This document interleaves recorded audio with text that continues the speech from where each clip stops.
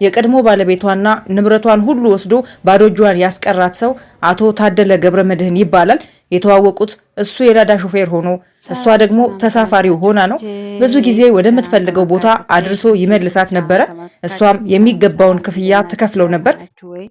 እናንተ ጋር ሁሉ ሰላም ሁሉ አማን እንደሆነ ተስፋ አደርጋለሁኝ። ሰብስክራይብ ያደረጋችሁኝ አመሰግናለሁ። ሰብስክራይብ ያደረጋችሁ ሰብስክራይብ አድርጉኝ።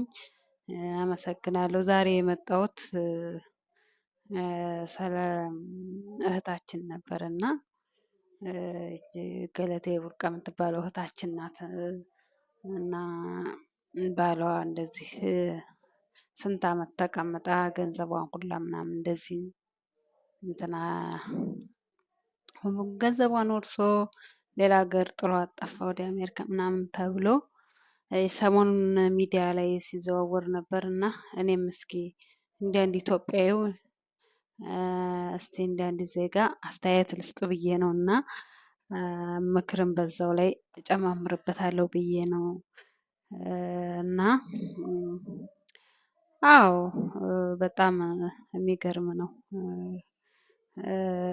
ወንድ ልጅ ማመን እንደዚህ ነው። ማመን የለባችሁም። ወንድ ልጅ ሲጀመር አብሯችሁ የጋራ ልትኖሩ በጋራ እንትን ልትሉ ነው እንጂ እናንተ ገንዘባችሁን መቆጣጠር የለበትም። እናንተ ገንዘብና ፍቅር የተለያየ ነው። ያው እሷ ግን ያው እኩልና ሰታ ነው እንጂ እንትን ብለው አይደለም ይመስለኛል። ስሙን አዙራ አይመስለኝም። እኩልና ሰጥተው መሸጥ መለወጥ ደግሞ ስትሰጡ እናንተ መሸጥ መለወጥ ደግሞ ስትሰጡ እንትን ውክልና መሸጥ መለወጥ አይቻልም ብላችሁ ሌላ ምሳሌ አሁን ስም ለማዞር የሆነ ምናምን ማብራት ውሃ ለማስገባት ምናምን ውክልና ስትሰጡ እንደዛ ነው። እንደዛ አስፍላችሁ አጽፋችሁ ምናምን መስጠት እንጂ ሙሉ ውክልና ለሰው ልጅ መስጠት የለባችሁም። ለምን አባት እናት ወንድም እህት አይሆንም? ሙሉ ውክልና መስጠት የለባችሁም። ያ ሰው ምክንያቱም ሙሉ ውክልና ሰጣችሁት መሸጥ መለወጥ ይችላል ማለት ነው። እና ተጠንቀቁ።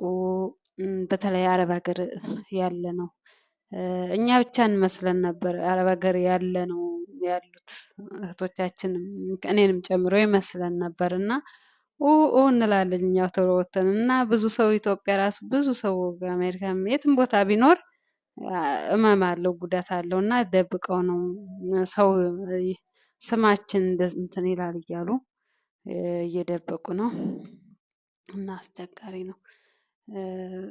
መጠንቀቅ ጥሩ ነው። ምን ነው ገንዘባችሁን ይዛችሁ መከበራችሁን ክብር ያስከብራል። ጤና ነው ለሰው ላይ ትልቁ ነገር። ከዛ ጤና በታይ ገንዘብ ነው። እመኑኝ እኔ ስላየሁት ነው በህይወቴ ማለት ነው። ጤና ነው።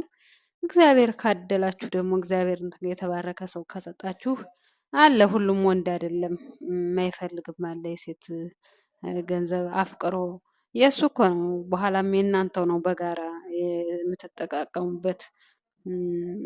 ይሄ ስጭኝ አስቀድሞ ገንዘብ ይሄ ጎሎኝ አሳዛኝ ይመስላል ከአንቺ ፊት ይሄ እንደዚህ ነው ይሄ እንደዚህ ነው ይላል እና ውሸቱን ነው እሱ። ጥንቃቄ ውሰዱ ነው የምለውኝ ውዶችዬ ማሮችዬ፣ ምክሬን ተቀበሉ። ሰብስክራይብ ግን አድርጉኝ፣ ሰብስክራይብ አድርጉኝ። እውነቴን ነው የምላችሁ። ዩቲዩብ ቻናልን ማሳደግ እፈልጋለሁ። ወደፊት አንዱ የኢትዮጵያ ዩቲዩብ ቻናል መሆን እፈልጋለሁ። አሳድጉኝ ዩቲዩብ ቻናሌን። አሁን በቅርብ ደግሞ ወደ ሀገር ቤት እገባለሁ እያልኩ ነው። እዛን ጊዜ አሁን ስራ ላይ ስለሆንኩ ነው። ሲመቸኝ ደግሞ በደንብ እያደረኩ ቪዲዮ እሰራለሁ። አመሰግናለሁ። ሰብስክራይብ አድርጉኝ ውዶችዬ።